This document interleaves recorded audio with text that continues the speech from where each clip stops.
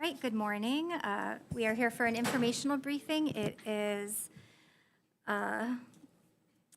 June 25th, Wednesday, 9:30 a.m. in room 325, and we are here with the joint committees from the House side, Committee on Energy and Environmental Protection, Chair Keela from Committee on Transportation, and we have Representatives Peruso and Grandinetti.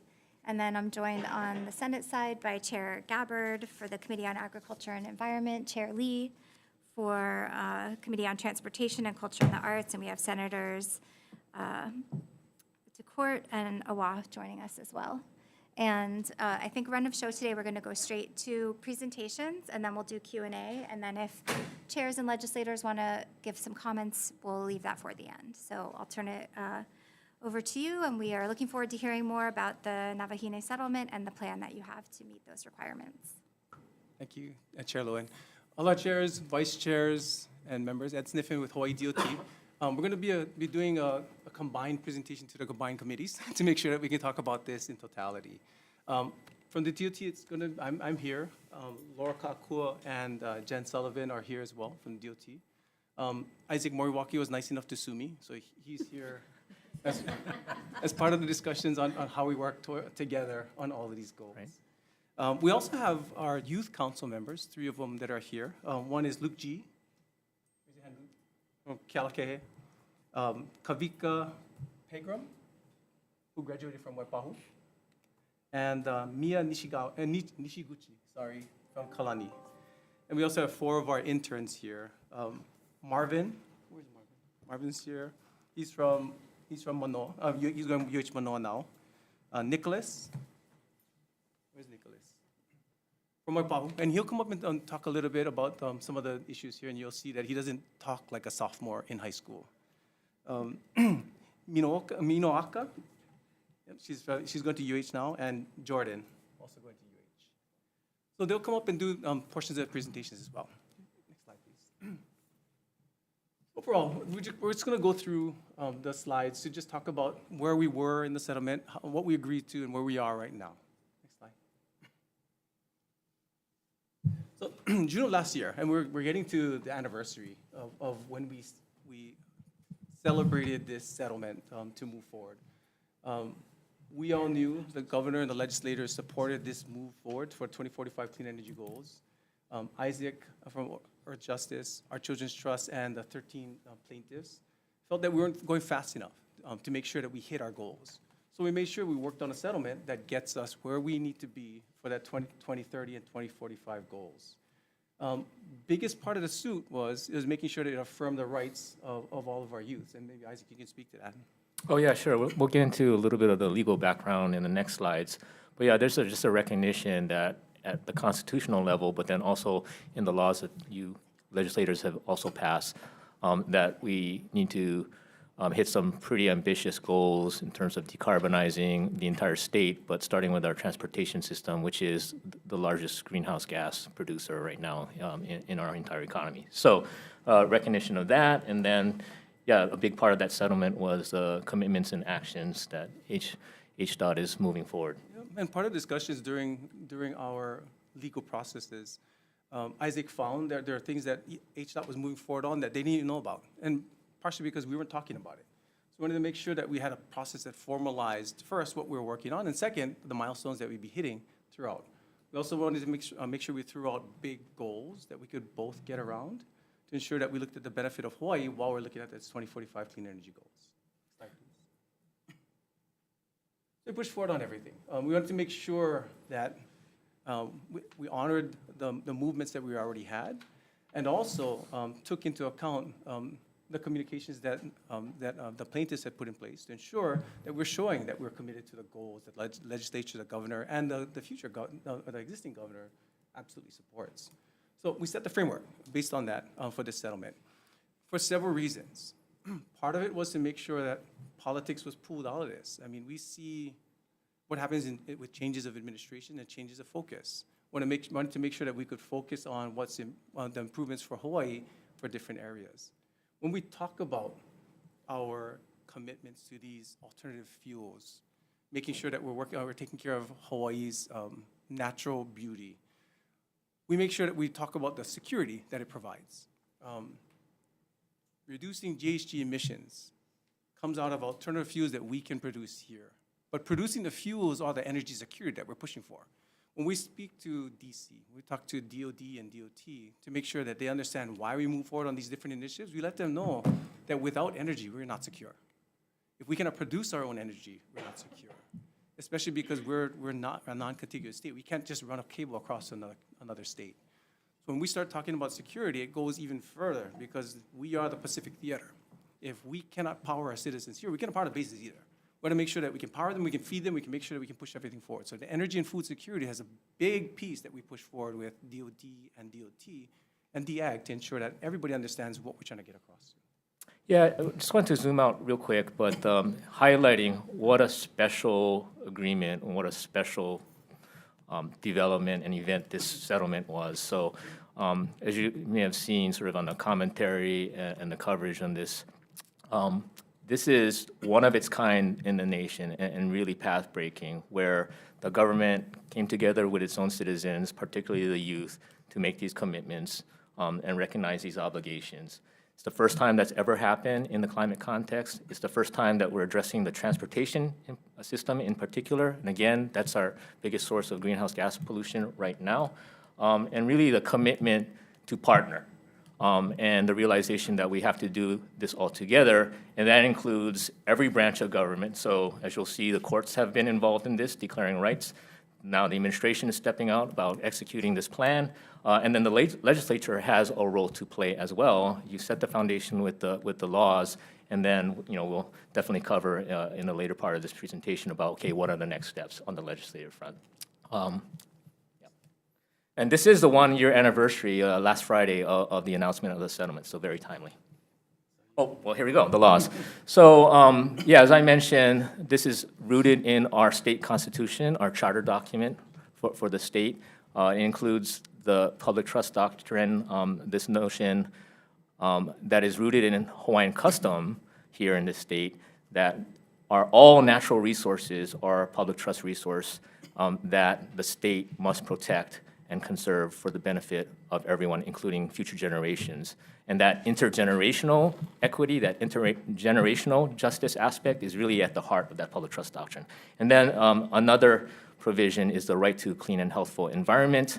Our Hawaii Supreme Court has made clear that that now encompasses a right to a life-sustaining climate system, and that's their exact words.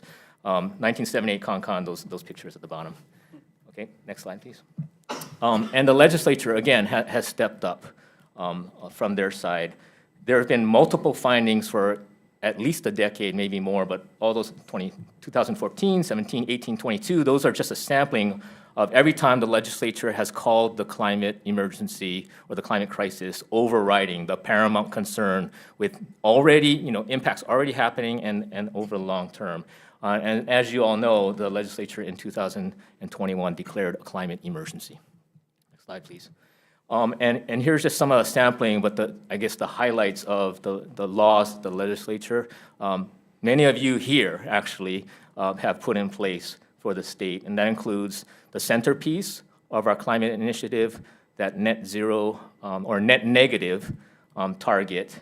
And the Hawaii Supreme Court has recognized that is kind of like the pillar of that life-sustaining constitutional right, and requires us to take action now before damage is irreversible, before it's too late for future generations. Again, the court's words.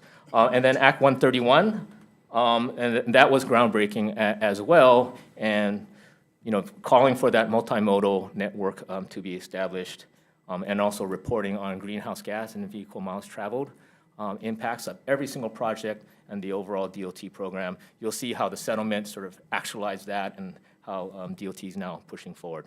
And then, of course, also specific provisions like the requirement to decarbonizing the state fleets by 2035, all vehicles, 2030 for passenger vehicles, and providing the electric charging infrastructure to support all of that. So based on the discussions, based on the laws that were in place, we set up this settlement agreement that gives us a framework of how to move forward. This is kind of a listing of it, but you can use the QR code to look at the full settlement requirements that we have.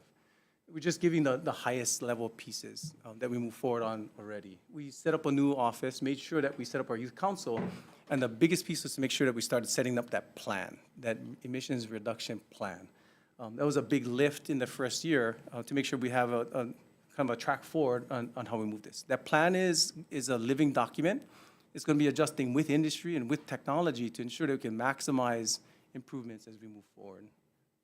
The rest of it, and we'll hit all of these pieces as we move.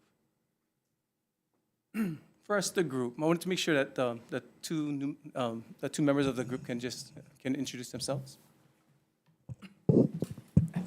Aloha, everyone. I'm Laura Ka'akua, now with Hawaii Department of Transportation's new Office of Energy Security and Community Outreach.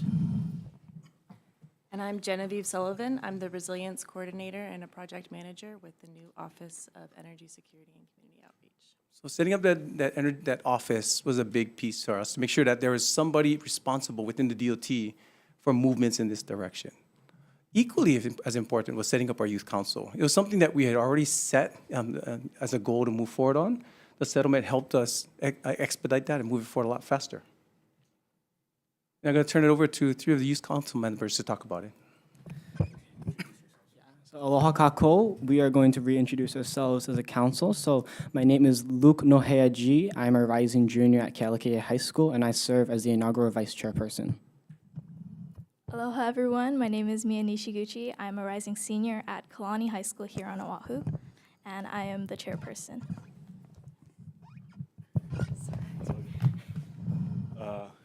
Aloha committee members and chairs. My name is Kavika Pegram. I am in like 17th grade by now, so I'm fully out of college, but I'm from Waipahu. All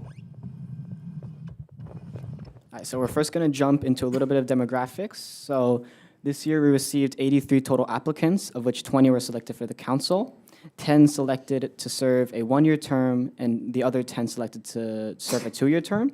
We currently have 5 out of 13 Navihine plaintiffs on the council. The female to male ratio is about 11 to 9, and we have members from across the state, including the west side of Kauai, the south side of Kauai, the northwest, south, central, and east side of Oahu, the central of Molokai, central of Lanai, west, central, and east of Maui, northwest, central, and east of Hawaii Moku. However, we are still struggling to find someone from Kaho'olawe. Currently, our age range is ranging from 11 to 24 years old, although most of our members find themselves within the 16 to 19 years old range. Next slide, please. Okay, so this is just a light timeline about the Youth Council. So in November of 2024, applications were submitted. In December of 2024, members were selected. In January 2025, we had our first meeting in person on Oahu, which included a bus and skyline ride for our members to gain a perspective on public transport on Oahu.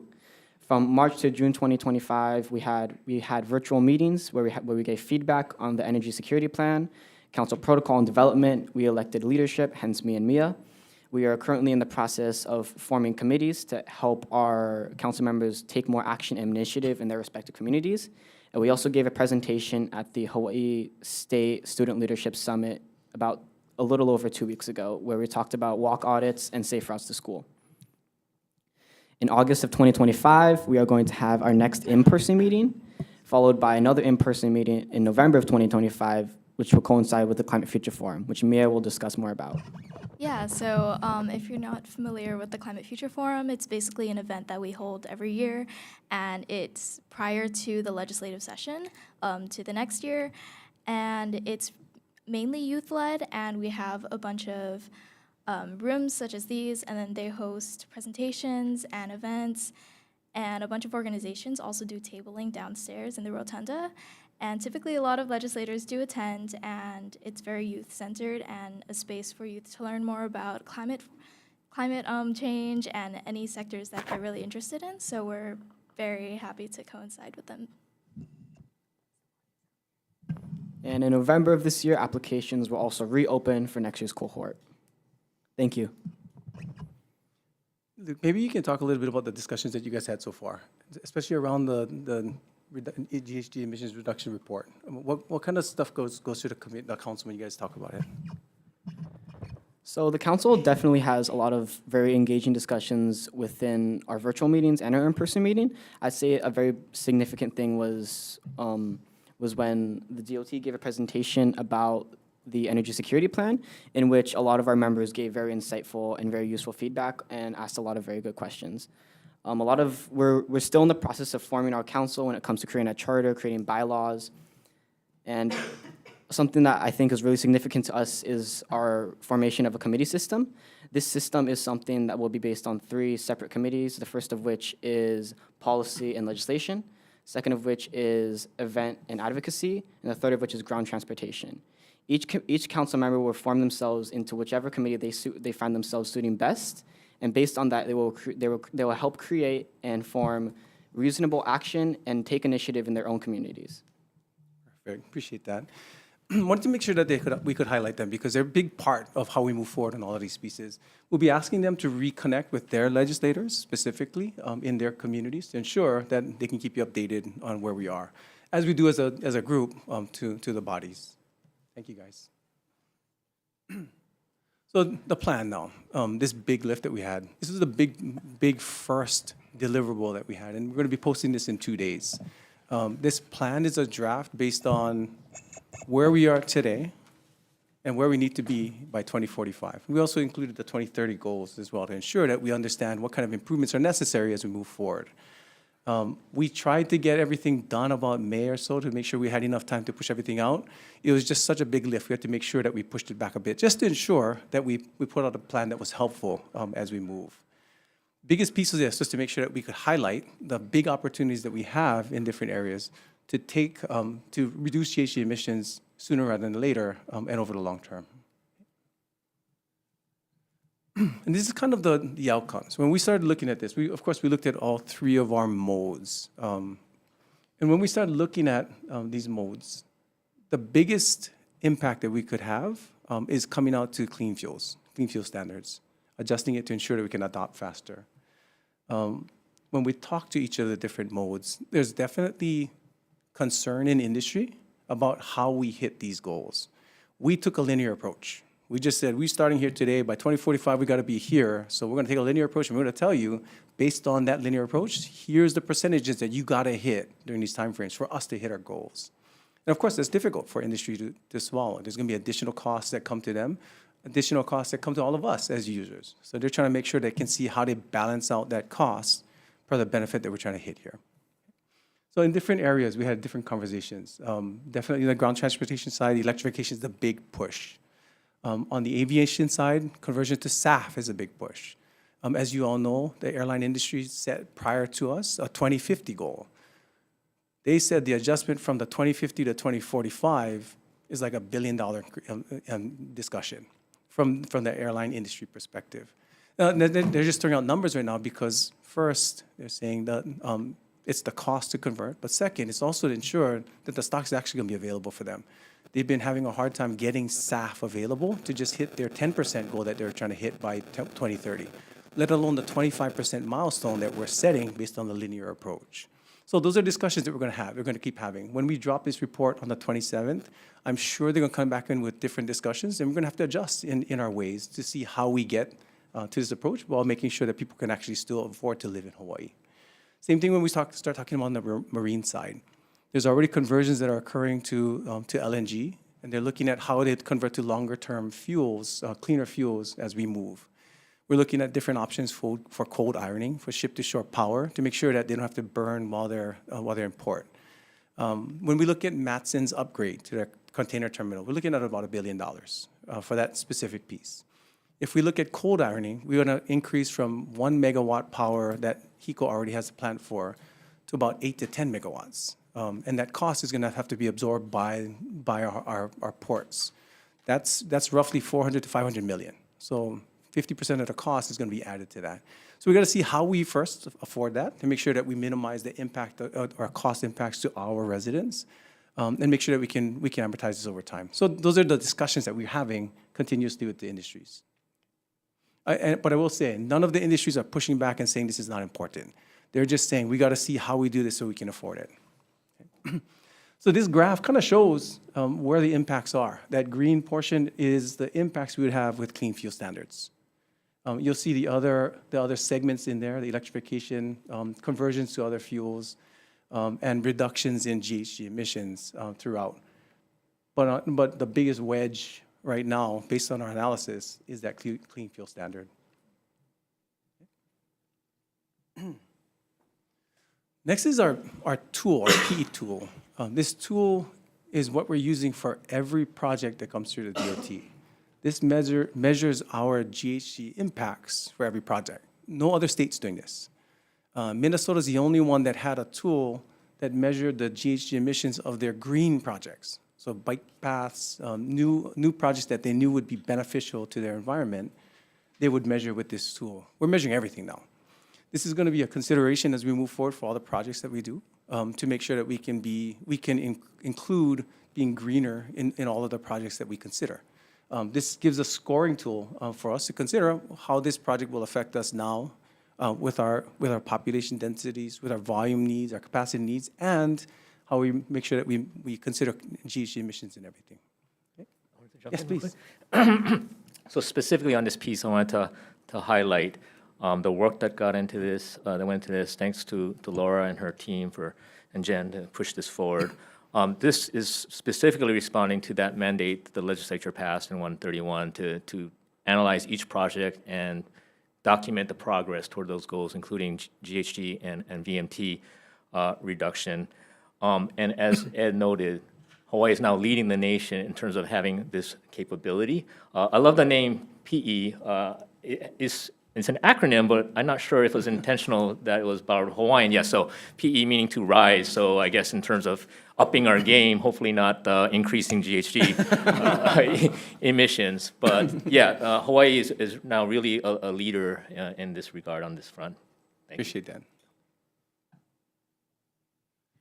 Yeah, and for the first bullet point, I know this was taken directly from the Navahina settlement to complete pedestrian/bike/transit networks in 5 years in partnership with the counties.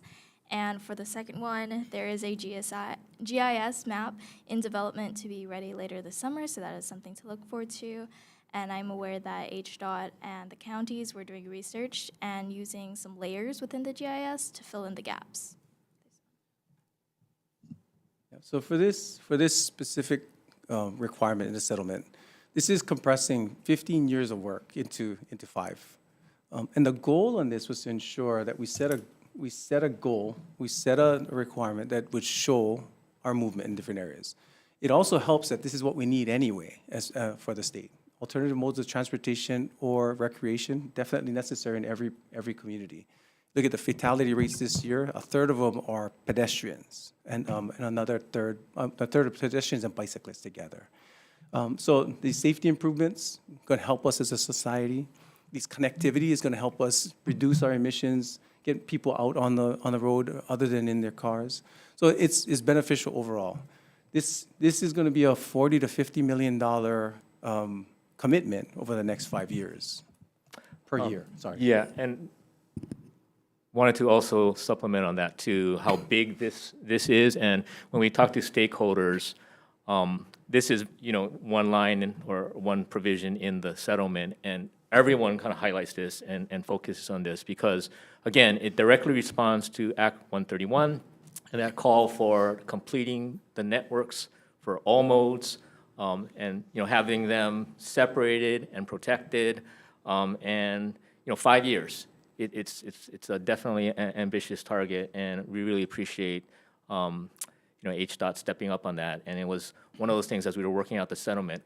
What down payment can we make in terms of immediate pushes to really jumpstart this move forward on greenhouse gas reduction? It helps us reset the process too. As you all know, and that, many of you have been in the legislature for a long time. We address multimodal in the projects that we have. So we have systems that have bike paths connecting to nothing, connecting to the bike paths, connecting to nothing, because no projects were in between infilling. So these are infills first, making sure we can prioritize the reconnectivity in different areas, then starting to set up to make sure that we have areas that are not connected right now. The great thing is it opened up other opportunities. We're partnering with HECO in different areas to see what easements they may have. And if we improve their easement and their areas, we can use that for a bike path, while it gives them more access to their different equipment. So we're trying to see how we can maximize these partnerships. I mean, so many co-benefits as the legislature found in Act 131, right? It's cleaner, it's cheaper, it's safer, all of the above. So this is a real key piece. Another thing to add on the Youth Council side of this, the Youth Council is also working with Justin Menina from the Hawaii Department of Health in focusing on Hawaii Public Schools area. As discussed earlier, when we did our presentation at the Hawaii State Student Leadership Summit, we had one of those students from Aiea High School reach out to us, and we are now investigating a situation at that school involving sidewalks. And so, of course, of the transportation reduction strategies that are outlined in the plan that will be released on Friday, a big part of that is going to be clean fuel strategies. But in addition to that is also going to be carbon sequestration. And so the DOT already has a minimum commitment to plant 1,000 native trees a year. In 2024, they tripled that and did 3,000. And just halfway through the 2025 year, DOT is already at 4,200 native trees planted. And so year over year, you're seeing that the DOT is surpassing their minimum expectations, several times over. Obviously, this comes with a number of benefits, not just with sequestration, but also you're reducing fire risk, you're mitigating soil erosion, and you're creating kind of a healthier atmosphere for, obviously, youth to be able to grow up in. Appreciate that. And I appreciate the legislative session this year. The body gave us $15 million for fire mitigation that we're using for this as well.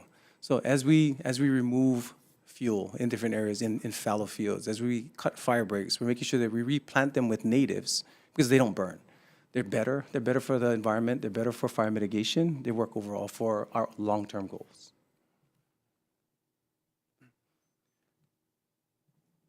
For EVs, we pushed forward on a NEVI program. The NEVI program through the Biden administration or IIJA gave us $2.5 million per year. It costs about $1.5 million to $2 million per location. We committed to 13 of these areas that have 4-port, 150 kilowatt chargers to make sure we get fast chargers throughout the system. We built 2 so far, one in Kaului and one at Aloha Tower. 6 more coming this year in Kauai, Maui, and Big Island to make sure we can start rounding out the system. But as we all know, it's not going to be enough. It's going to be the first pieces that we're looking in different areas. At airports, we're also pushing 4-port 150s to ensure that those that park at the airport can charge up there. And we're trying to make sure that we can identify areas that we can put investments into fast chargers for the community, where they need them versus where the federal government said we should be putting them. So in general, when we started looking at this settlement, we committed to a $40 million investment over the next 5 years to ensure that we jumpstart this process. We have a contract with sustainability partners that allows us to purchase the service of these chargers and have them maintain it for us. So you won't see a station down for a long period of time because they're regularly maintaining these portions. When we charge rates on these, we're charging to recover electric costs, period. We're not trying to make money. We're not trying to prepay for the infrastructure. We're just getting the costs, the electric costs paid. Yeah, real quick, as Director Sniffen noted, this was another piece in the Navahina settlement that was part of that initial down payment idea, and he mentioned $40 million in public EV charging infrastructure by 2030. This is a big piece, and this is one of the main reasons that we could actually get to a settlement. In the past, and I had discussions with Isaac about other agreements that we had with groups in the past where we had shared goals, we would push forward on those different initiatives, and then our partners would bail on us.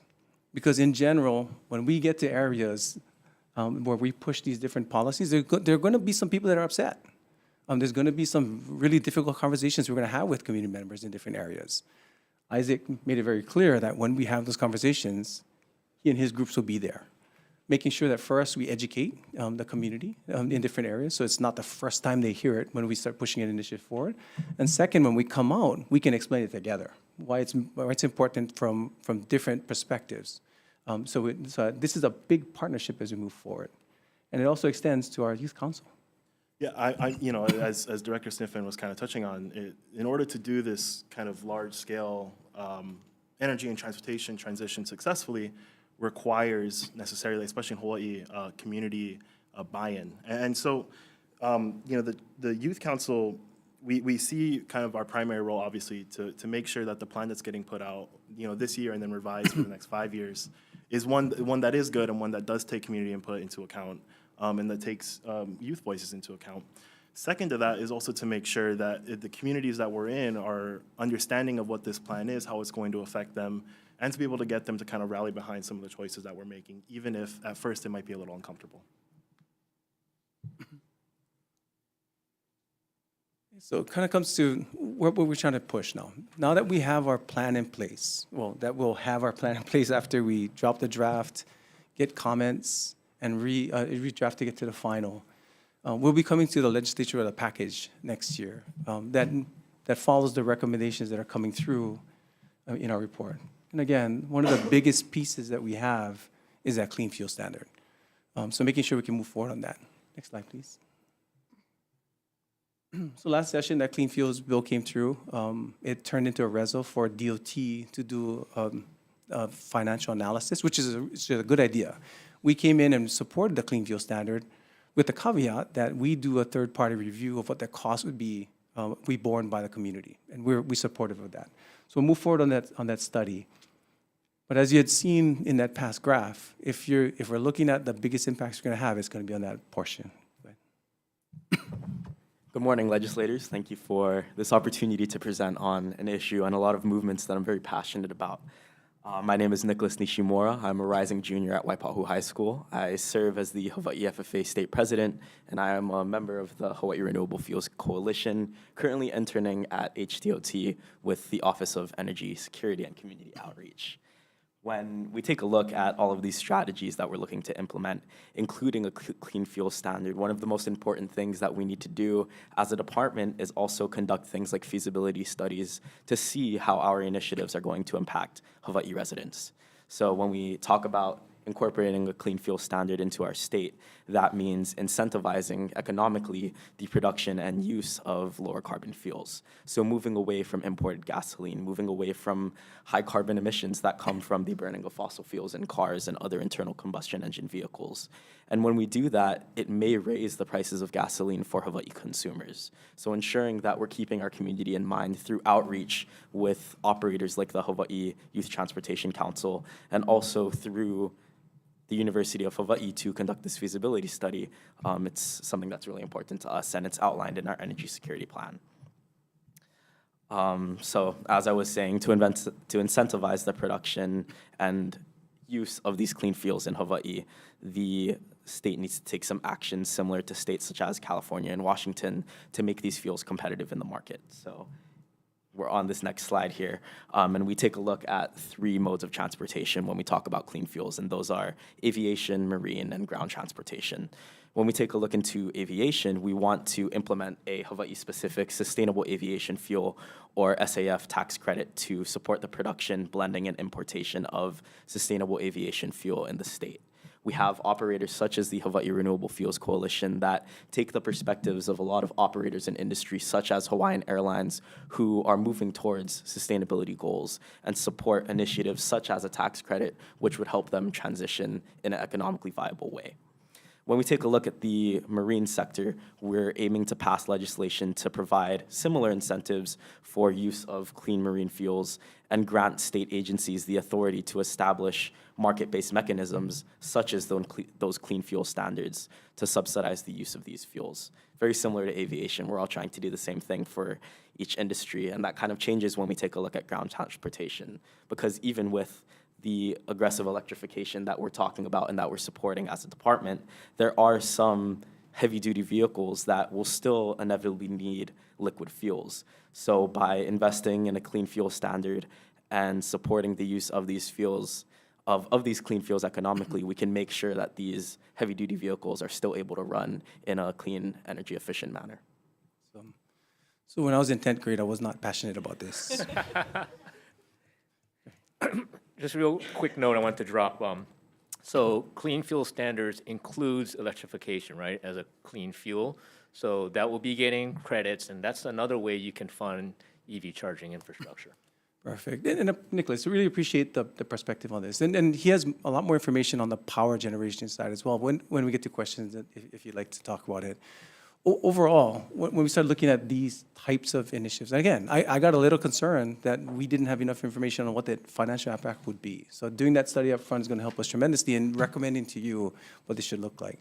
When we start drafting out this legislation or this package, we'll make sure that we work with our transportation and environment chairs so that we're on the same page before we drop a bill, or we ask for a bill to be dropped during the session. Next slide, please. I mean, next one is looking at trying to see how we incentivize EVs, making sure that we can get the demands in Hawaii, making sure that people who can't afford them are subsidized to afford them, or incentivized to move forward on them. As you know, there's some perks that have been removed in the past for EVs. When the EV perks kind of sunsetted, we went through our rulemaking to make sure that EVs could still be allowed in our HOV lanes. Federal government's not allowing that anymore. So that perk is going to go away very soon. When that happens, we got to make sure that we understand how we can incentivize locally, what EV uptake should look like to make sure we get to our clean energy goals. And we'll put those milestones in our plan, and we have to see how we can potentially push people to move in this direction. Isaac, you want to add? When we start looking at this, of course, we get 1.4 million vehicles that we're concerned about on the light duty side.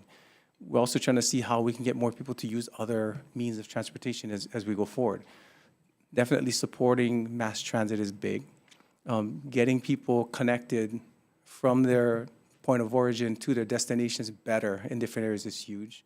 We went forward with a grant from our congressional delegation to make sure we could study a bike and ped path from Nanakuli to UH.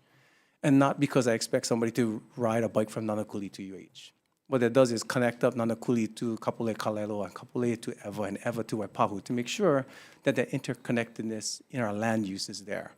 We also put $240 million into access into Kapolei and Kalailoa to make sure we can get more commercial opportunities in those areas so that people don't have to drive into town for their job. They can choose a financially viable job on the west side.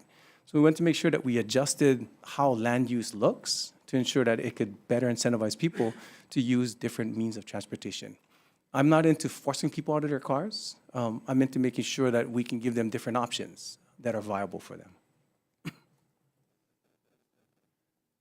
On the aviation side, I mean, it's one of the biggest fuel burners that we have. We don't produce SAF here, and that's one of the difficulties that the airlines are having. So many of the airlines have jumped into funding alternative fuel flights. Regent, I know, has come to the legislature quite a bit to talk about their electric airplane to fly inter-islands. They're still looking at spaces. They're still trying to see how their operations will move forward. And we continue to work with them to see what kind of space and infrastructure needs they have to see how what's necessary to support them. But this is the movement that they're making for the inter-island pieces first, test it out on the short runs to see how it can potentially be used for the long runs. On the marine side, again, adoption of clean fuels is a big thing. And one of the difficulties, again, is the industry is lagging, the availability of fuels is lagging the industry. So as a case in point, both of our major shippers in Hawaii had their ships LNG ready 7 to 8 years ago. But they only got the fuel stock to be able to use it in the last 2. So if we don't have that availability of SAF and other fuels, clean fuels, to move forward with things, that's going to hamper some of our operations. So part of the legislative actions is to make sure that we can show the industry the demand that we're going to have, so that they can start gearing up for it. Big push for us is to make sure there's a bunch of sinks available to make sure we can hit our 2045 net negative goal. We're already moving forward on replanting of natives. There's other opportunities that we have for sequestration in our construction, in our operations, and our normal maintenance. So we're trying to see what we can push to require some of these actions. So that's the big pieces that we have so far. Again, the report that we have is the biggest lift so far. We wanted to make sure we had that ready to make sure that we could move forward with legislative packages that we could recommend to you. Apologize that we didn't have it ready for last session. There's no way we could get that report done that quickly, but we'll have it ready for the next one. Open for any questions. Okay, if you guys don't mind, I'll ask a quick question first, and then I think we'll go House, Senate. Does that work? Going back to the slide that was the transportation emission reduction strategy of the chart, and there's the green area that is the clean fuel strategies. And then you mentioned that electrification is included under clean fuels. So is it included under clean fuels in this chart? No, it's not. So electrification is separate. It's that light blue piece that's in And there. then is the green primarily, how much of that clean fuel strategy is addressing airline emissions versus marine versus On a ground? percentage perspective, I think it's coming out 60-40. Yeah. 40 ground. It's real, ground transportation, the primary strategy is electrification. And we have that clean fuels to support the medium and light duty vehicles and equipment. The vast majority, I'll just say, of that green that we need to replace is coming from aviation. So that's where the big push is. And then it fills in with marine conversion to clean fuels and a small amount from ground transportation. Okay, I guess I'm just a little curious, like, you know, we've had the bills for the clean fuel standard and for tax credit and incentives, et cetera, but also we know that it's still kind of a drop in the bucket. So how, you know, that sounds good if it's achievable, but how achievable is it realistically? Yeah, and that's the I don't know right now. For us, the biggest piece that we need is that study to ensure we understand what the cost of a clean fuel standard is. So going through this next year, having that cost perspective put out and ready for you guys for next session is going to be big for us. Okay, I have a lot of other questions, but over to the Senate. You'd mentioned partnerships, and obviously Earth Justice is involved still. Our Children's Trust, are they still actively involved? Yes. Partners, and yes. how?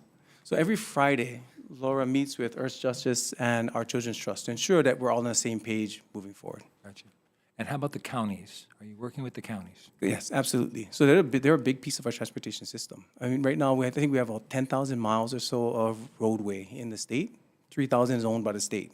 The rest is all county. So they're a big piece of that that multimodal approach that we have. But they're actively involved with? Yes. Great. All right. Chair Keela or anyone else in the House side? Go ahead, Caruso.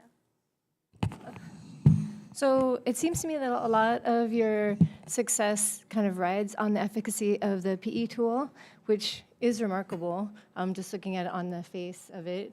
And I didn't really try, I don't know if it's accessible to the It public is. to test Yeah, out. it is. Okay, so then, you know, as you kind of develop it and finesse it over time, is that going to be, are the changes going to be shared with the legislature so that we can look at like the past, for example, standards you were using and different kinds of coding you're using and how you've changed it over time? Because I just think that for a lot of us, it's a black box. And, you know, I know that there are researchers at UH who would probably like to get behind the black box and really analyze, you know, Yeah, the happy power to. of the tool. Happy to. Okay. So they've already provided it online, and I think it's like pretty much open source or something. Yeah, You can it go is. in there, right? Yeah, and see how it works. Does it have to be refined over time? Absolutely, but I really appreciate the transparency, and that was the whole key to that tool, right? Now, I also want to point out that, okay, we have this analytical capability that the settlement called for and move forward. Then the real question, the next question is, what are you going to do with it, right? And so the whole intent was, now that you're armed with that knowledge, then that whole sort of programming piece in terms of where we budget, right, what infrastructure projects we push forward, that's going to have to inform those decisions and make sure we're making the, you know, the right decisions in line with these planning goals. Yeah, so the first step was changing the OMPO process to make sure that GHG emissions reductions is a consideration. That was the first step. And that's already been done since the time of the settlement. Second step was to make sure that we could measure what they look like from the construction impacts all the way through the use long term. and this is what the tool does. So what we can do is send this body 3 use cases so you can see how we laid out Laniakea as one of the use cases. You can see how it's scored in this P tool. I think another tool that I'll try and send to you guys, we'll look at the Farrington Highway widening through EVA when it was originally proposed as a 6-lane facility. Then when it changed to a 3-lane facility with bike and ped connected to it. So you can see what the general scoring would look like from one to the other.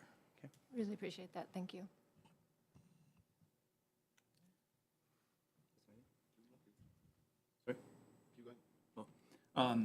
Yeah, no, thanks. Thanks for the presentations, all of you. Really just want to say this is really impressive.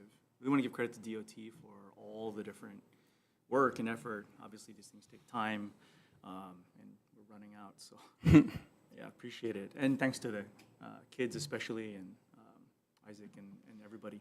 On this stuff, so obviously there's going to be like a whole lot of stuff moving across different sectors and all that.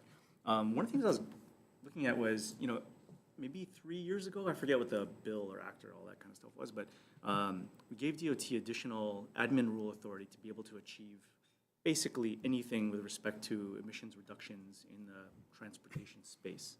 Have you guys at all looked at like what other things could be possible that you could use that through that process you can just kind of implement without having to wait for the legislature? Yeah, and all so what we did was internally push all those things forward. So whatever we could internally do, we did. Made sure that we converted our fleets, made sure that we adjusted the ground equipment for airlines in different areas. So we're using that authority to push forward and expend our funds on that. I don't see I don't see how we push it to other industries right now without going through a legislative process to say this has to happen. Definitely, we use our buying power for that, especially with contractors, to ensure that we have greener construction.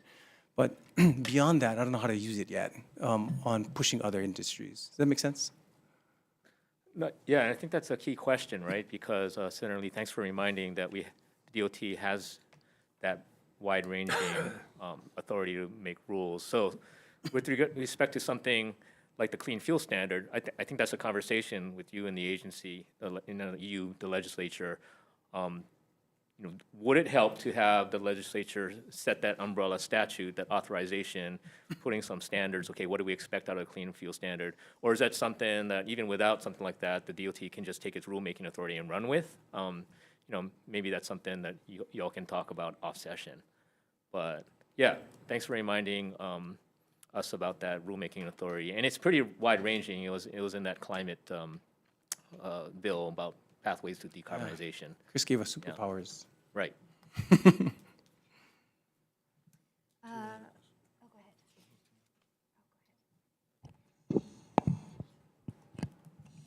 Thank you so much for the presentation, and thanks to the young folks for all the work that you're putting into this. I was wondering, I'm really interested in, this is like a lot for DOT to do and to lay out this like bigger vision. I'm particularly interested in the fuel demand reduction strategies, and you mentioned how this intersects with broader land use planning in terms of pursuing more compact transit-oriented development. How does that look in terms of working across agencies and departments? The good thing is there's a TOD council that gets everybody together for the discussions. I think we can go further. If the state controlled the lands around the TOD stations, we could set the rules on how everything works. And I'll just throw out for instance, if the state bought all that land and we could control the development, making sure that we could densify residential development in those areas, make sure that people cannot have a car in those areas because they can be connected by rail in different portions. And then we set up car shares in different portions, so if they do need a vehicle, it's easy to get to. Then we can really control what it looks like for transportation in that corridor, that day-to-day transportation. So I think we can go beyond just what we're considering right now. That mass transit piece is a big one to ensure that we densify where we should be, and we don't have to worry about going out into the country and developing more housing in that area. That land use piece, from my perspective, is a big thing. I think we guaranteed ourselves high VMT and high traffic in the way we're built. And when 80% of the jobs all live in one area and everything else is bedroom communities, we guarantee it. So making sure that we distribute those commercial opportunities into different areas with real jobs, not just strip malls and the like. And then making sure that we connect the communities through multimodal processes throughout, making it very easy for everybody to get to that 10 to 15-minute sweet spot. And now with more e-scooters and e-bikes and more micromobility, it should be pretty easy for us to do. I think that's the biggest strategy we can push from a DOT perspective. And as Chris pointed out, we have that authority now to move forward like that in different areas. Can I add on to that? Yeah, this is a real key issue in terms of land use, and it's really a systems level thing. So we appreciate DOT stepping up to this settlement, recognizing that this is ultimately about systems change, right? And there's a recognition that it goes beyond DOT too. At the same time, DOT plays a key leadership role, even on the land use piece. I mean, they have that review authority, and one of a key provisions in the settlement itself recognizes that authority. They're going to use the PE tool, work with developers, in terms of, okay, what projects we move forward, how are those built in terms of accessibility, amenities, to address those BMT and GHG impacts that this tool is now analyzing. So yeah, the DOT has a real influential role to play in that land use piece, and even now, though, it's still reactive, right? I think they're commenting on these developer proposals. I think we really need to think bigger on that in terms of how we promote that system change on the land use piece. I'll jump in. How does the, wait, that was your question, is it Senate side? Go ahead, sorry. Well, I'll go after you. Questions? It'd be more easy to talk if we could all just converse. Stop. I mean, that'd be cool. But I appreciate that. I'll wait. So you're 4 days out from the court date. Would you like to share any backstory on the settlement? Isaac's chuckling over there. And how did it, I mean, it's such a huge thing. What's going on? I give you the unabridged, okay? Yeah, appreciate that. During the process, our attorneys started everything off, right? And rightfully so. The state was holding its position that we're doing everything we need to. The plaintiff was holding theirs that we're not doing enough. So that was the crux of the conversation. As we were moving forward and going through depositions, we started seeing that we're a lot closer in what we were trying to get to than we thought in the past. And once key pieces were pulled off the table from our side and theirs, it was really easy for two local boys just to get together and get this thing done. So I waived off my attorney, and with the attorney's support, to make sure that Isaac and I could meet up, talk story, and see how we can work out these details to get to a settlement that makes the best sense for everybody moving forward. And it took 2 meetings. To start off with. But the first meeting was to make sure we were of like mind. So we had to meet up, sit down, talk story. I think we went through 10 Guinnesses each, just to make sure that we could understand each other. It's one of those stories, the number of years keep on increasing every time you tell it. But, And it was just the two of you? Yeah, just the two of us. It was, I think it was 10 to 12, because I did lose count between the both of us. Off the record. Yeah. Hey, that's not actually funny. Because I understand, how we talk on the side, but then you coming to us bringing policy recommendations after a drunken talk. Like, think about what you're saying right now. Yeah, so the drunken talk was just to make sure that we could get along. That was what it was for. There was no policy discussions. The discussion during that time was, Yeah, what are we talking about here, or whatever. Yeah. who are you? Why should I work with you? Why should I trust you? And if we get together to move forward on this, are you going to be there? That was the crux of the first conversation. Okay. Then the meetings after that were the policy talks. And that's why I'm saying there are 2 meetings just to figure out, do we have common ground here? And that was just a start. And then you're talking about, okay, what are the terms? What does the language look like? And then, of course, the circle spans, the attorneys get involved and what have you. So it was a very extensive process. But the key was committing to partnership and getting it done here at home, right? And realizing that, hey, we have this foundation of the law we have to respect. we have the legislature's sort of direction on this, and then how do we bring the executive together? So now we have the courts, we have the legislature, and we have the executive firing on all those three cylinders, right? And moving us forward. Okay, I think Rep. Keela has a question.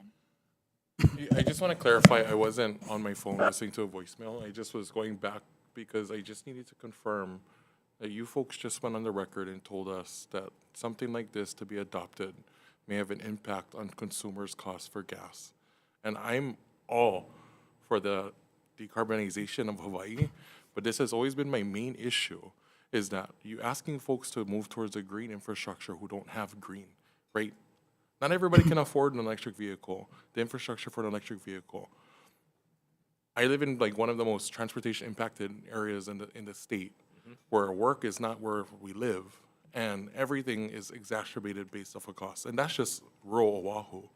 I don't even want to talk about neighbor island costs. So I'm trying to find a way I understand what you folks are trying to accomplish, but this briefing alone is now putting us on record that this may have an impact on Hawaii residents unbeknownst or unforeseen. So I don't know how I feel right now. I know what we're trying to accomplish, but that is something I need folks to like continually understand. Absolutely. Is that when you come from a position of asking for decarbonization, you're asking folks to almost bend to the capacity that they don't have, right? Because then you can argue that West Oahu has the most sun on the island, but do they have the infrastructure to even put solar? A lot of these folks don't own their homes, right? I know we've made progress with our GEMS program to allow renters to go through these processes, but it's this constant moving forward. You forget that there are people who are still trying to catch up. Does that make sense? Totally. So let me be clear though, Chair Keela. We're not asking the community to do that. So first, I'll say, I guarantee costs will go up when we move in this direction.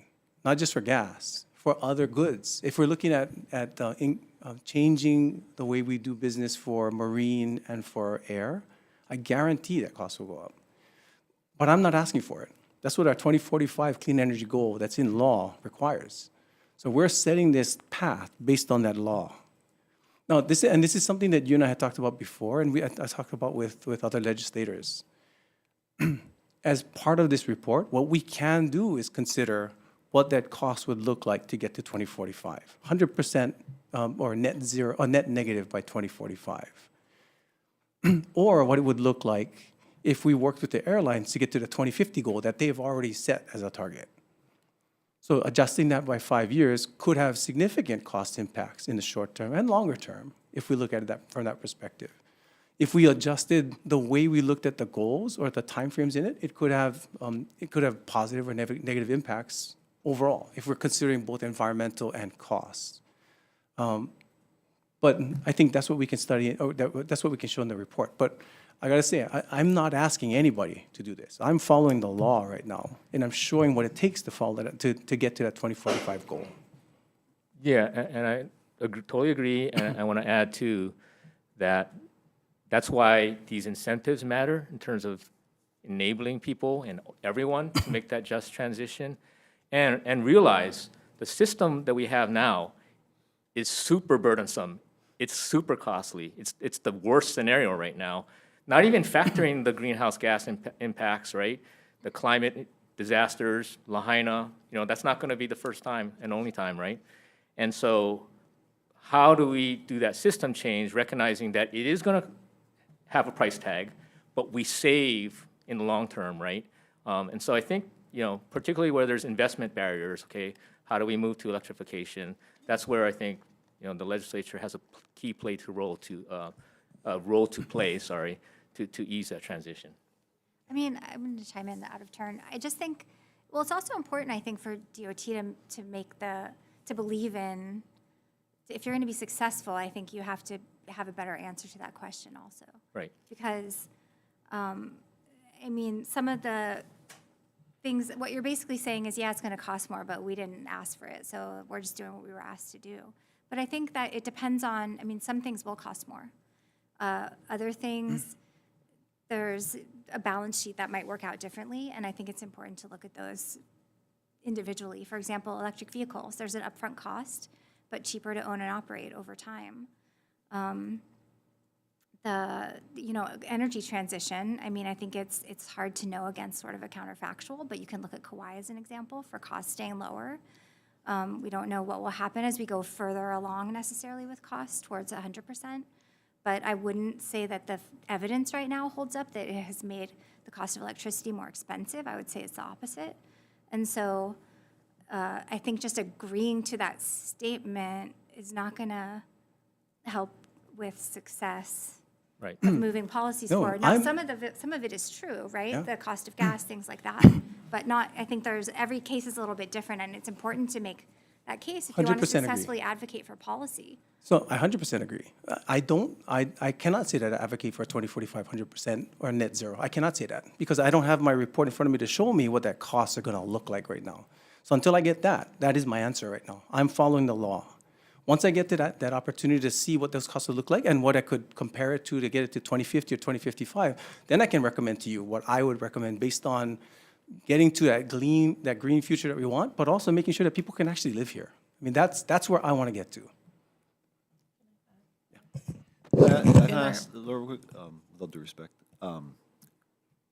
if you do the research and the data shows the goal will be unaffordable for many of the people that Darius, and I'm glad you brought it up, Rep. Kila, represents, and others who make, about that much a year. Would the goal need to get pushed back? Where do you guys stand on that part of it? I'm speaking for me as the department head. I'm going to do the analysis to see what impacts we would have getting to 2045 net zero or net negative. We're going to try and see what it looks like to push it back 5 and maybe push it back 10 and see what that analysis looks like. Based on that, if we can keep affordability to where it is, but if we push it back 5 years, that's the recommendation I would make to the body. To say, let's consider both cost to our residents with the improvements that we're going to be having as we move to this green future that we have. That would be my recommendation. Now, of course, I'm going to have to pass that by my governor to ensure that he's supportive of that recommendation as well. Okay, thanks.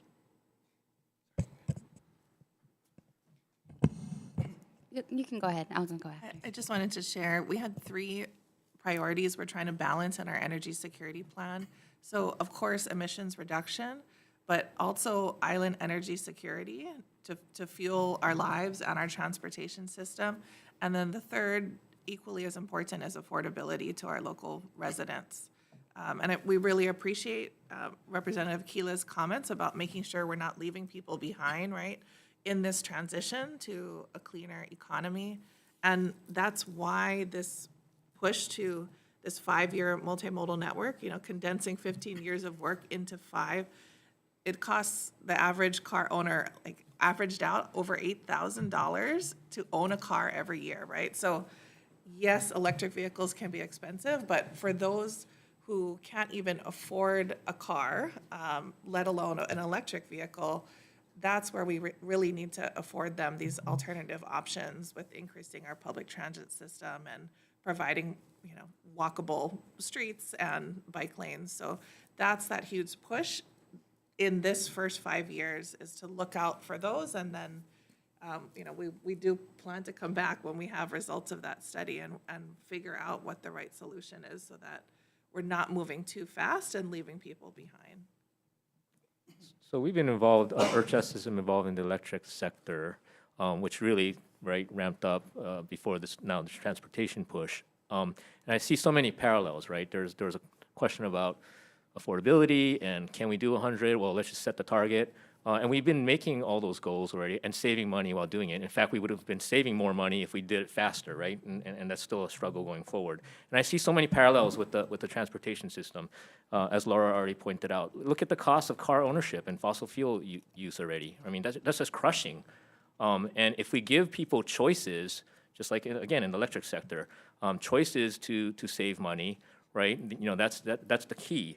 And then as we move up this ladder, the whole concept that we've proven in the electric sector, and it's proving out, I think, in the transportation sector, is there's a scaling effect, right? And there's a virtuous cycle that begins. And so, yeah, it's a heavy lift, right? Like, make no mistake, this is a huge task that the legislature has mandated, but the principle is let's get going, and the thing is going to start revving, right? And it's already happening. Yeah. So kind of with that, I think the biggest pieces are making sure that the alternative modes of transportation are highlighted, making sure that people can be connected to different areas, and making sure that they have commercial opportunities in the areas where they live. We get that, there's a big solution to a big problem immediately, not just from a green perspective, but from a practical one. Thank you. Thanks. I really appreciate this conversation, and I think that we don't want just a transition, we want a just transition. So I'm wondering if you can speak directly to how your plans moving forward consider equity, and particularly economic equity, because all of those points around costs are important. And I think they look different in different parts of our island, as we can see by the concerns that Chair Keela brought up. So yeah, I'm wondering if you have this great metric and like quantitative tool in the PE tool. Is there a similar matrix for considering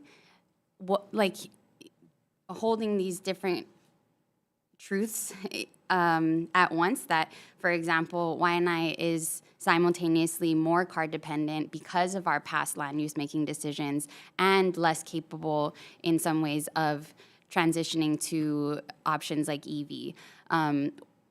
Or for example, in my district, in Kahala, we're getting a complete streets program, which is great. I advocate strongly for it, but we already have in Kahala, sidewalks and other resources that some communities are completely lacking. So how do those kinds of considerations play into the plan moving forward? And how does it change once we add infrastructure to some places, introduce viable alternatives in others, and kind of reevaluate constantly? So the equity piece is always included in all of our project selections to make sure that we're taking care of those that need the most. And the settlement specifically calls out equity. There's a provision in there that's prioritized. But that's a complex question that you ask, because if you just consider one piece of it, right? As I said, we're going to be putting $40 to $50 million into multimodal paths in the connectivity throughout per year. That means 30 million comes out of something else now. That 30 million comes out of roadways we would have paved or a bridge that we would have done. So we got to make sure that when we start addressing these connectivity portions, we prioritize those that require the connectivity first. But also make sure that when we drop projects out, the 30 million that drops out, they drop out of areas that least need the improvement. So those are the considerations that we make just with one program. For all of our programs as we move forward, when we start looking at the adjustments that are necessary to get to our 2045 clean energy goals, cost of living in Hawaii is one of the biggest things we got to consider. And the biggest piece of that is housing, where houses are going to be. So when we start looking at prioritizing infrastructure, it's going to be to prioritize in areas where we're going to be putting more people. So that's the other equitable piece that we're considering, how we ensure we incentivize people to be in areas where the housing is going to be, and how we connect them to their goods, services, and opportunity easily so they don't need a car if necessary. Yeah, that's key. And I just wanted to lift up, too, that when you were dreaming up, envisioning out this 5-year priority multimodal network, right? This ambitious down payment. I think you were talking through over a beer some ideas of, okay, how would you stage that? And I think right off top you said West Side Oahu, right? Would be a priority. And it makes so much sense too, right? To your point about how everyone's got to drive there and what are the choices and options. Yeah, and so equity is a really key piece and front of mind for everybody, including in this transportation space. Yeah. I think I'm really happy to hear that, and I think I suspected that was the case, but I think it's really important to communicate that too, because when we talk about community buy-in, it's not just about like whether this project looks nice or serves my neighborhood, but it's this broader question of, is this fair? Is it like, do folks in Waianae feel that their needs are being met the same way folks, you know, who have a bike path along King Street and all this like great additional connectivity? That's where I think because I want to see this succeed so badly. And I know that some of that immediate, not opposition, but maybe skepticism to it can be addressed if we adequately talk about and recognize that those concerns are real and justified and that we're considering them throughout. Yeah. Awesome. Thank you. I think for neighbor islands too, right? Not just west side versus town, Yeah. but neighbor islands. All versus rural, town. all rural. Let me jump into, just go back to one thing on the messaging piece and the communication. I think that almost everybody had probably talked about at one point at the table here today. And that is around that piece of cost and I mentioned this at a totally separate hearing yesterday, that, you know, the number one thing centering all these often technical, really kind of like wonky in the weeds conversations around is what we hear from constituents on a day-to-day basis, which is, right, how do we like afford food? How do we afford this and that? And the trade-offs that have to be made because cost of living is probably the most prominent thing, I think, on everybody's minds. So when we have these conversations, I think it's important to sort of center there. And part of, I think, the message that has to be out there is, you know, these things aren't being passed in a vacuum. This isn't a policy that's just focused on this thing, right? Everything touches everything, is interconnected. As much as some of these broader, you know, various goals on food and energy and now transportation and all that other stuff are there, you know, they're passed by the legislature, not blind, right, but with the best analysis, often studies, numbers, data crunching, all the information, all the tools that are available at our disposal. And so as we message this stuff, I think it's important to be able to articulate that, right, this isn't just something we're doing that's going to increase whatever the price of gas or whatever it might be, because everything's going to have a cost that we do. Every program, every expenditure, every whatever. But what's important to remember is that is the cost. I think that someone had mentioned we're already paying, right? We're spending almost $10 billion a year to import all that fuel in the first place. That's not money that comes out of thin air, right? So each family here is paying thousands and thousands of dollars right now to import that stuff, and to pay for it, buy it, and all of that.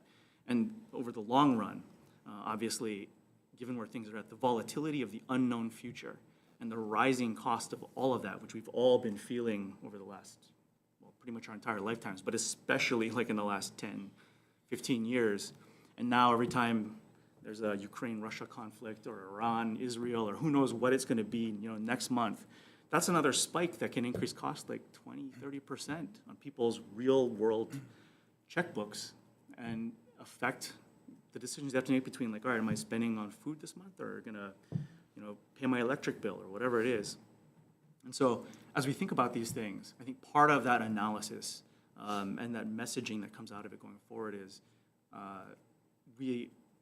and a lot of this has been written into a lot of all the various laws that most of us have, you know, considered and passed and voted on and all that stuff along the way, cites those very things. I think that's an important part of the puzzle for the public to understand, or really any of the stakeholders in any of these conversations, because ultimately, right, if we do nothing, often it's penny wise, but totally pound foolish. Had we been more aggressive thinking about how we can be more economically self-sufficient in years past, we wouldn't be in the situation we're in today, or probably not nearly as bad anyway.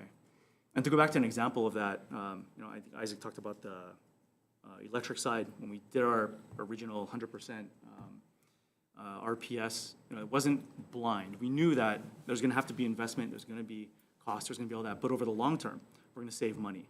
And that's proven true, right? Electric rates would be far higher today had we not gone down that path.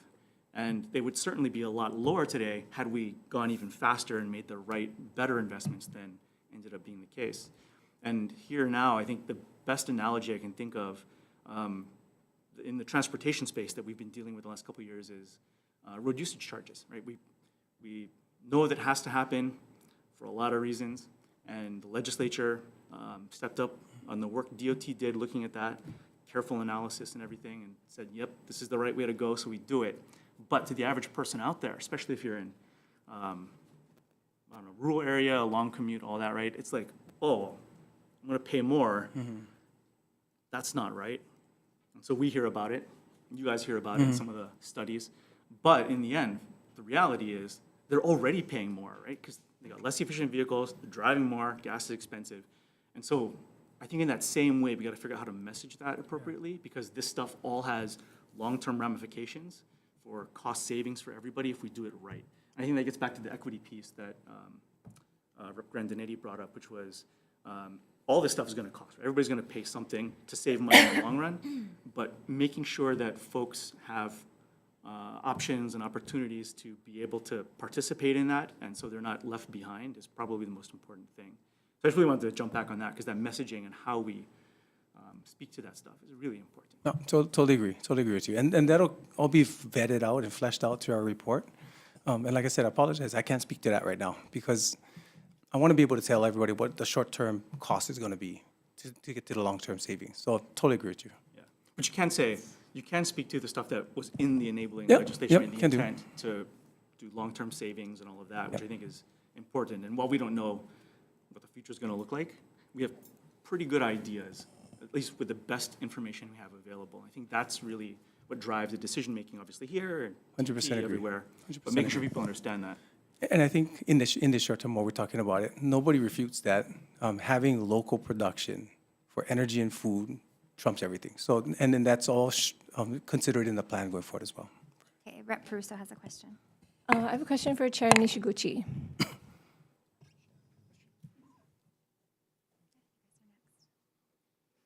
So it's my understanding that you are also the student representative for the Board of Education? Yes. So those are two really hefty roles.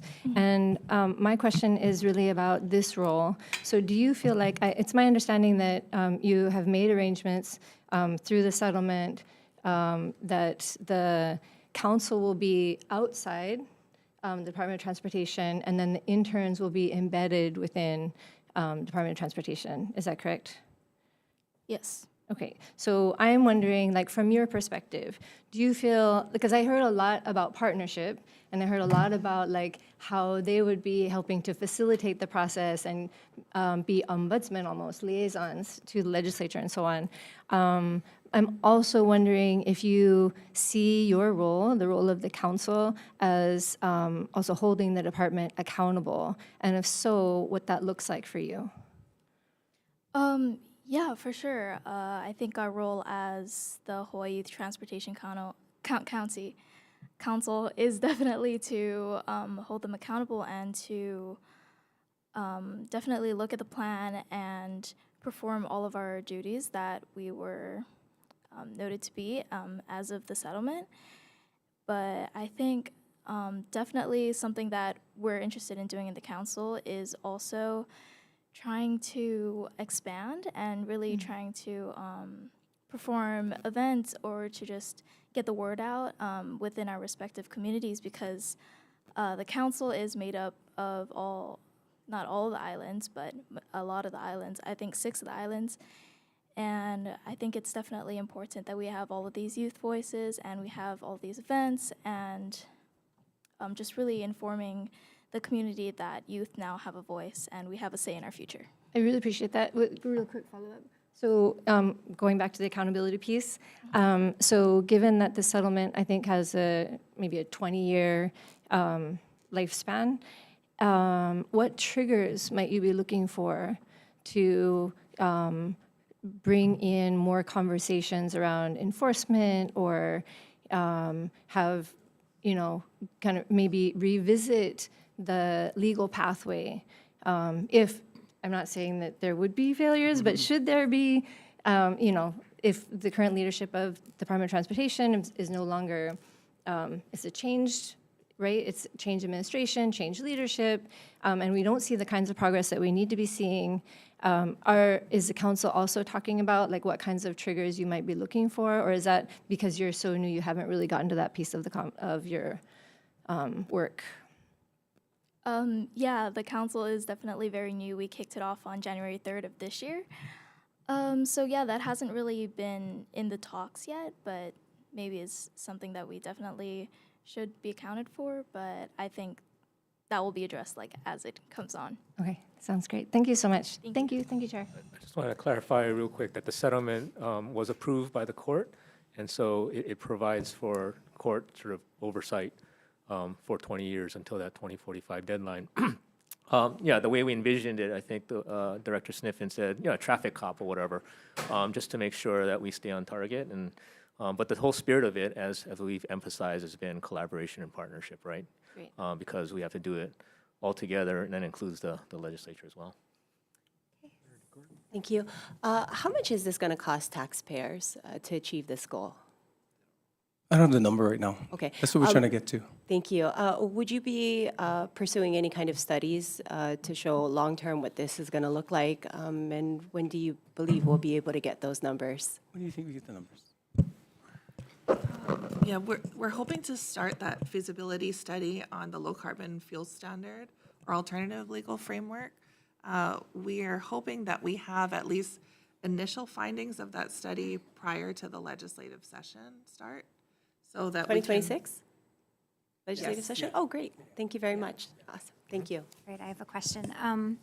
This is a little bit more specific question, but and of course, when we talk about ground transportation, of course, we want the top tier of addressing that to be multimodal transportation and public transit and getting people out of vehicles when it's possible. And I think that does prove to be a money saver for people as well over the long term. But a lot of the strategy is going to depend on electrification. And what I heard you talk about mainly in terms of charging infrastructure was the Navi fast chargers. And I guess, in my view, that's an important piece of it, but also sort of the most expensive, the one that requires the most kind of make-ready work, the most strain on the electrical infrastructure, the most strain on the car vehicle battery.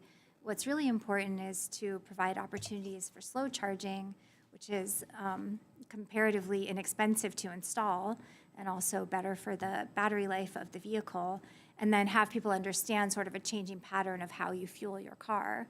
Instead of stop at a gas station and do it all in 5 minutes, it's figuring out how you plug in when you're parked for a while. And the fact that that wasn't mentioned in your strategy at all, I guess, is a little concerning, because that is fundamental, I think, and also better for grid operations and balancing out our energy system. Yeah, we'll include it.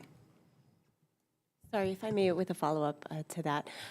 When you folks do your report, if you would be able to include how this is going to, I don't know, I guess reduce our risk against climate change. I mean, I'm trying to figure out how we are quantifying this to the overall goal, not only of the 2045 plan, but also just in general, how this is going to accomplish the goal to, I believe, prepare for climate change. Okay. So if you would just please include that in your report, how we are going to be affecting the overall goal globally. We'll do. Yes, if that makes sense. Yep, Thank will you. do. Okay, sorry, I'm coming back to my question because I feel like I hear you saying you're going to include it, but is it part of the plan? I mean, it's being released on Yes. July 27th, so Yeah. it ought to So, be in there. If it's not, I'm concerned. No, yeah, we're highlighting the NEVI because that's something that's within our control, right? That HDOT's committed to doing. But that, those 13 chargers, that's what we can do. That's not at all going to fill a really large gap in the electric charging needed. So, and it is the wide suite of electric charging. So it's the fast chargers, it is the slow charging. And that makes our plan a little different from many other agency plans. It's the whole transportation sector. It's private industry partners that we need to come in and partner with us to build out the system. Right, It's right. eco, right? Yeah, So- I understand. But Yeah. but you're talking about how DOT can influence new modes of development in ways that is very much not necessarily under DOT's direct control, and that was broadly addressed. So I guess I just saw that as a gap. Yeah, sorry, we didn't highlight it in the presentation, but it is part of our plan. Okay, sounds good. How much time we got left? I got a couple All questions, day. so I don't know. I don't wanna wait too relate. But since we're on the I have more electric cars, questions, too. since we're on the electric cars and the charging stations, I mean, we've had conversations. You've told me that electric cars are not the future. The reason why we upgraded the fleet was because the previous administration gave us money to do that. We're going to spend a lot of money potentially putting EV charging stations in when we know that hydrogen would be the future, correct? So what I said was that electric vehicles are not the only thing for the future. We got to be blended as we move forward. So we at the DOT are preparing for both electric and hydrogen for the future. We want to make sure we take advantage of all the technologies that are available. Right now, I cannot see us having 1.4 million electric vehicles in the next 10 years. So I want to make sure that we are preparing for all clean fuels as we move forward, and hydrogen is a big piece that we're considering. Okay, guys, I wanted to make it clear because it was in the slide, we were going to push sales of electric vehicles. But that kind of sounds political. Yeah, no, that's not political. That's what's available. I mean, that's the technology that's available. That's the market. The Yeah. hydrogen, sorry. But we I- do know that. The hydrogen that- conversation is there, I mean, go look at the data about whether it's viable or not. Basically dead With EV, on the industry side. with EV, we know, like, there's talks about drilling the ocean, mining the ocean. And so how good is that for our Earth at the end of the day? If we're pushing something so hard, and then we might find, oh, we pushed ourselves into another problem, like humans always have been doing in history, you know? Doing it over and over. We shut down Kahe power plant, oh, clean energy, this. And then HECO charges us more for our electric bills, right? We've seen this over and over again. So keep that in mind when you guys are looking at this.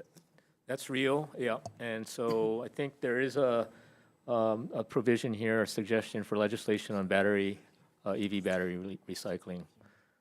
But yeah, the EVs are already proven here in Hawaii. We've crossed over in terms of sales. The problem being that although we have some of the highest adoption rates in the nation, we're, I think, last or next to last in terms of public EV charging availability.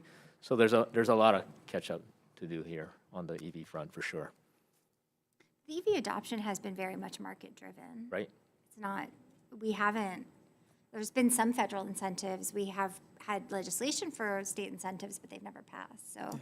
I feel, It's very market among driven. EV advocates, it's a little bit of heartbreak about how we could be doing more in terms of incentivizing, and maybe what we're doing is like, putting disincentives in there or whatever, whether it's that road tax or what have you. So there's opportunities here for sure in terms of boosting that market. Since we're on that, for this coming year, one of the things that we've been looking at, just I want to put it out there, I guess, and take people's temperature, but you have had the $7,500 federal tax credit, which probably is going to change or reduce or go away. But on the state side, I think to the chair's point, there hasn't been anything. But you do have other states like California, like a whole bunch of them all around the country that have put different kinds of incentives and resources in. And to Tina's point again, really focused on how do you help people who otherwise can't afford that upfront cost, because we know they're cheaper to operate, cheaper to maintain, gonna have much longer life than your typical ICE car. And I say that grudgingly because I was a car guy and I used to build cars, and now I'm sad because I can't. But to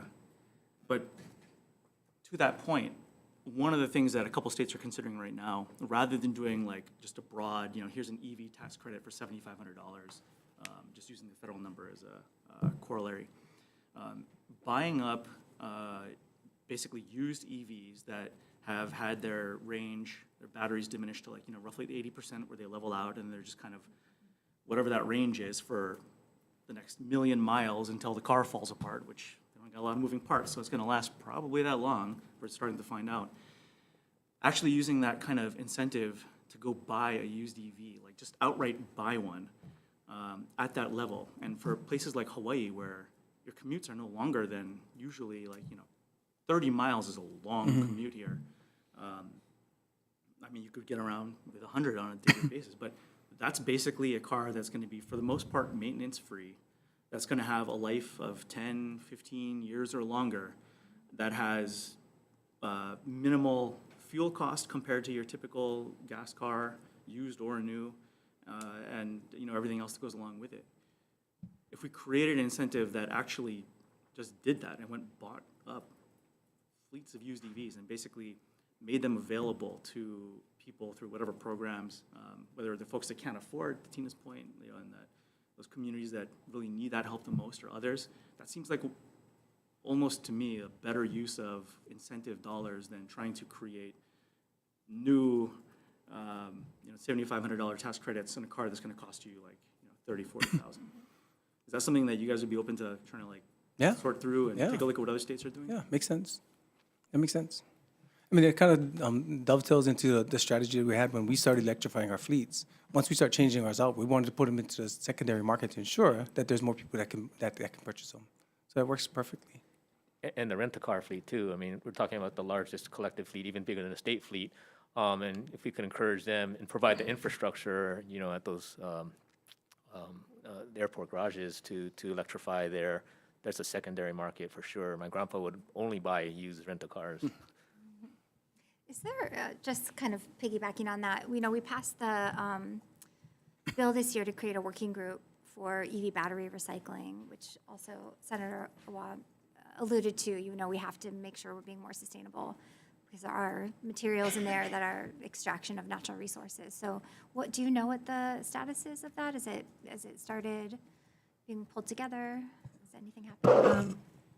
We actually met with all of the, less as the formal, official meeting of the working group, but to our strategy for planning for the EV batteries, right? We met with all the counties, the folks that actually work on where these EV batteries get stored, how they get shipped off, all the logistics. And really, I guess that work has started, and we're going to continue that work. We can get involved in the more formalized working group, but we did that, and the county feedback was really strong, especially from the neighbor islands, that, as we shouldn't be pushing forward as strongly on new EV sales until we figured out the back end in the EV battery disposal, or, creating our own programs locally so that we're not having to ship all of them off. So I guess we've started it informally, and we'll be happy to participate formally in the working group. But you haven't gotten any contact from HSEO about kicking that off yet or anything? I haven't. Okay. Yeah. I'll follow up. We are working with 2 vendors who are looking at land specifically for EV batteries to make sure that they can start recycling. So we're working with them on the Kalaeloa side. Go ahead. 2 things. One for the council. Can I get the representative of the council? Yeah, all of you is cool. Just like Ed said, you guys are miles ahead of where I was when I was your age, so congratulations for your accomplishments so far. I see that you guys have 20 members elected on, or however that appointed on. Being that a lot of today's conversation was about equity, about affordability, and I don't know if you guys can even do it, but if your members, if you can have a wide range of members too, not just males, females, from different areas, but from different brackets as far as rich to poor. And that's just my suggestion for you guys, and then I'll dovetail to you guys, Ed. Just kind of wrapping up from, if I was a news reporter doing a story on this, the biggest thing that stood out was, other than Darius' soundbite, was, what was it about not having enough green to go green? For you folks, what I heard was, because of the lawsuit and where we have to go, prices guaranteed will go up. And so on behalf of our side, if it was in Washington, this would be a lot different conversation, how you'd have to present it. But from our side, the minority side, our concern would be, if it has to go up at all, it's not worth it, because we cannot afford it. We can't afford to stay here. And you talk about housing, but we just can't. I'm driving one of my family cars because I cannot afford to buy a car. I'm not even close to buying an EV. And so that's a lot of the people that I represent. So I'd like you to take into consideration that. And also, there are things that we can do for the council. There are things that you can do. I love that you have the $15 million to plant native plants. I was driving in today, and sorry, it's taking up a little bit of time, but I was driving in today and I noticed there was complaints in our area, Kaneohe Kahalu, about Certain areas of Kamehameha Highway, it's not under your jurisdiction, the city's this area, but people are complaining the grass is so long. So what does the city end up doing? They sprayed it with chemicals. So the whole hillside was green, now it's brown, right? Those are things we can attack on the ground level to stop those chemicals from now going into Heiaki up here as water. There's so many things that we can do, maybe conversationally, and doesn't cost money, that we can help our environment. We all have similar goals, but we don't want to get priced out. So that's the last thing I want to say to you guys. Thank you. Yeah, and Senator, if I could comment real quick, you know, I wasn't expecting kind of the emphasis on affordability. Obviously, I should have, but I'm really glad to see it today. Just kind of from a personal perspective, kind of what you were talking about in terms of economic diversity for the council. I was on free school meals almost the entire time I was in high school. I went to college for free because I had a zero FAFSA. So I was full financial aid the entire way through, and some student loans. And now I'm trying to pay back those student loans, and I had to buy a whole new set of tires because our roads are, the city's roads are so bad. Yeah, clarify, the city. Smooth. Yeah, especially Kamehameha, the Waipio area, that stretch of road, that actually might be DOT. But that stretch of road is rough, and, it's hard on people's tires, and maintenance gets tougher. But I can tell you, as someone who, right out of college, I was a heavy-duty, fleet tech, and so I was working on bucket trucks and F-450s doing, engine swaps and stuff like that. And so, I can tell you if I could choose between two realities, one is the one that we're living in right now, right, where we have heavy-duty ICE vehicles, we have gas taxes that are extraordinarily high, we have just the cost of gas is difficult. Or I could live in a future where, when I was working this recent session, having to come in from Waipahu to here every single day, I would have rather taken the rail and then taken a bus to here. Instead I had to take my, as a local boy, I have a Frontier. I take my Frontier every day, and the gas prices were extraordinary. And so, of the realities that I could have lived in, I would have rather chosen to live in one that was more sustainable, where the governments of the past had invested in the very things we're talking about today 10, 15 years ago, maybe even 20. And so, that's kind of the way that I think about it, especially as we're going to go into communities and start thinking about how we can address these kind of huge systemic issues together, thinking about, what's the reality that we could be living in today if we made these choices back then? And then how can we do it for the next people in the future? Yeah.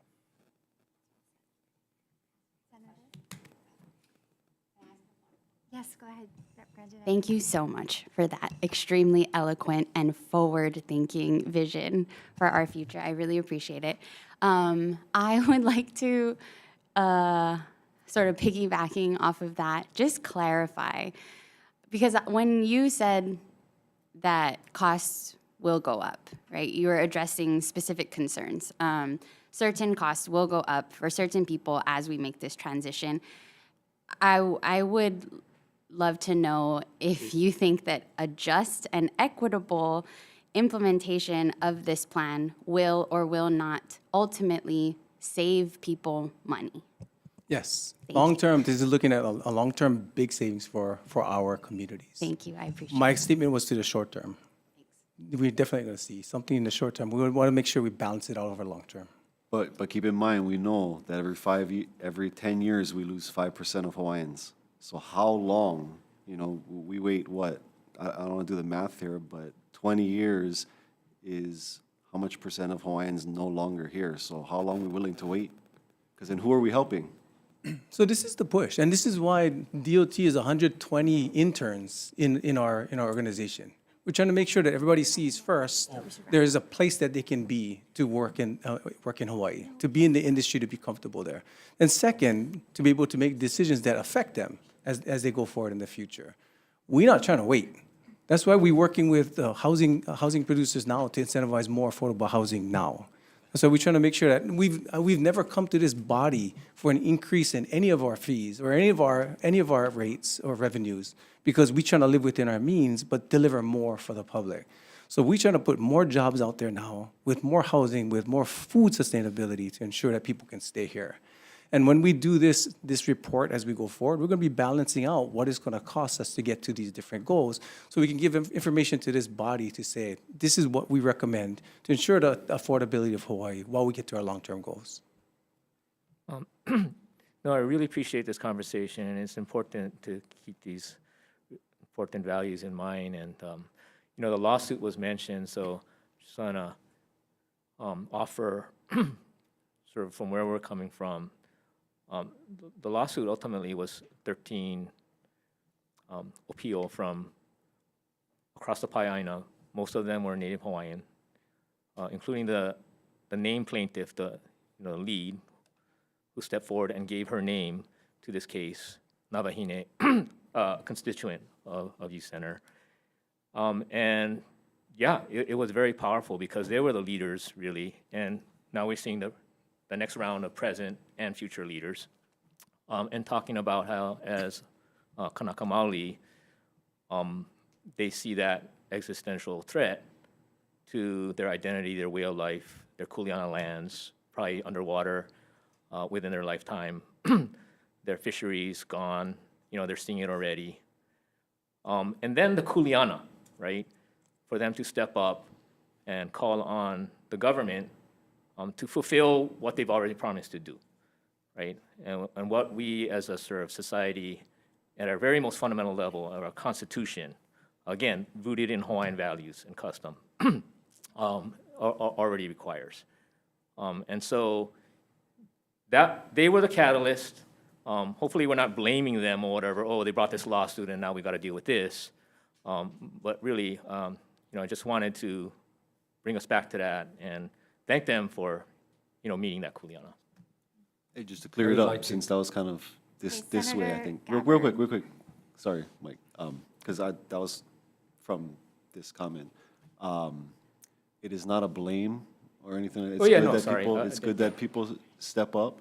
We just want to make people aware that, hey, when you step up and try to do something, like for instance, when I was driving on Kamehameha Highway, people was grumbling about the weeds, and then the city sprayed it, right? We can step up, but sometimes the outcome is not what we expected.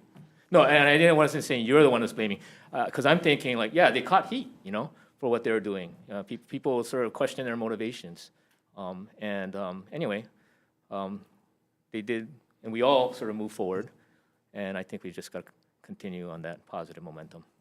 I just want to say, kind of wrapping things up, I've got a meeting out in Kapolei, but I wanted to thank you guys, and I wanted to thank our youth, just as a former high school English teacher and also 16 years as chair of the Environment Committee. This accomplishment is just, it's an amazing what has happened here. To see the youth get involved, to see government get involved, to have that interaction, to set an example, not just for the rest of the mainland, but for the rest of the world to follow. This is huge. Thank you. I just wanted to thank you for that. I firmly believe that a documentary needs to be made to tell the whole story, so that people from all over the world can say, wow, look what they did in Hawaii. I mean, they're already doing that. You can go on Google and look at YouTube and get bits and pieces, but to have someone put together the whole story. But again, mahalo to you all. Appreciate that, Senator. Yeah, I think we're going to move towards wrapping up, so if our chairs want to give some final remarks. I just want to thank Chair Lowen for facilitating this and for DOT just being able to have the conversation. And to our youth folks, like, please don't take any of our comments out of context where it feels like, I know it sometimes these places are uncomfortable, but I do applaud the work you folks are doing. And if I can just give a comment, I was 26 when I got elected, so I'm 29 now, right? And I'm living with the policies and decisions that were made to folks prior to my existence to vote, and even my birthright, born into this world that we're living in. And I feel the same frustration when I look at Farrington Highway and Nanakule and Maili, and that how was there no forefront thinking that if we know shorelines are disappearing and you put the road right on the ocean, right? So now we're playing this catch up. So to that, I applaud you folks, because we're in the same boat. So I don't ever want to conflate those comments. I do have, I just want to also clarify, it was our intent to pass clean fuel standards this session. We went all the way to conference with a conference draft that me and Senator Lee were so supportive of. And I'm hoping to bring that same conference draft back this next session because I think it is important, especially moving towards the advancing the conversation. And I probably could speak for all 4 of the chairs here today. We would very much welcome you folks to hold a listening session for feedback from the public here at the legislature and maybe throughout the state, that you folks can go and talk to people so that they can hear your passion, hear what you folks are trying to accomplish, but also get that real feedback. So I don't want to speak for all the chairs, but I would assume, yes, that if that's something you folks want to hold, we'd be more than willing to work with you folks here at the legislature. So thank you folks again for today, and mahalo. Senator Lee? Yeah, no, I'd echo, I think, everything that's been said today, and thank everybody for all the work that's been done and stepping up to the plate and all the work that you're going to keep doing, which we really appreciate more than anything else. And hopefully there won't be folks sitting at this table 15, 20 years from now saying, why didn't they do these things 15 or 20 years ago when they had the chance? So thank you all for your time and effort. And yeah, I'll just echo both comments of my co-chairs.